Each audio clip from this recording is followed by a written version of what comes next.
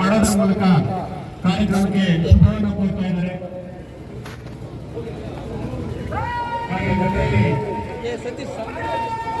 ಸನ್ಮಾನ್ಯ ಜಿಲ್ಲಾಧಿಕಾರಿಗಳು ಹಾಗೆ ಜಿಲ್ಲಾ ಪೊಲೀಸ್ ವರಿಷ್ಠಾಧಿಕಾರಿಗಳು ಹಾಗೆ ಸಿಇಒ ದಿಗ್ವಿಜಯ್ ಬೋರ್ಕೇಸರ್ ಅವರು ಎಲ್ಲರೂ ಕೂಡ ಜೊತೆಯಲ್ಲಿದ್ದು ಈ ಕಾರ್ಯಕ್ರಮವನ್ನು ನಡೆಸ್ಕೊಳ್ತಾ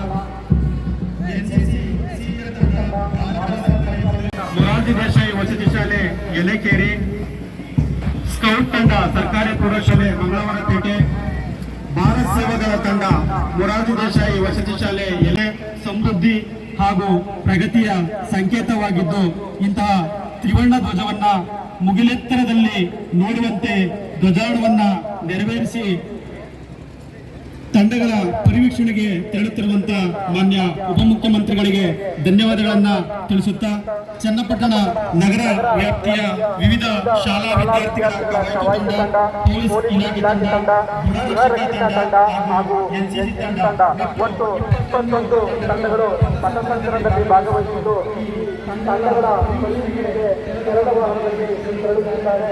ಮಾನ್ಯ ಉಪಮುಖ್ಯಮಂತ್ರಿಗಳು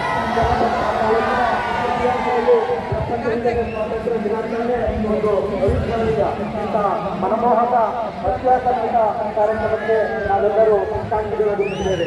ಈ ಕಾರ್ಯಕ್ರಮಕ್ಕೆ ಹಿರಿಯ ಬೇರೆಲ್ಲ ನೀಡಲಿರುವ ಸವಾಲಿನ ತಂಡಗಳಲ್ಲಿ ಮೊದಲನೇ ತಂಡ ವಿಜಯನಗರ ಚನ್ನಪಟ್ಟಣ ಪೊಲೀಸ್ ತಂಡ. ಎಲ್ಲ ತಂಡಗಳ ಪರಿವೀಕ್ಷಣೆಗೆ ತೆರಳುವಲ್ಲಿ ಸಾಗುತ್ತಿದ್ದಾರೆ.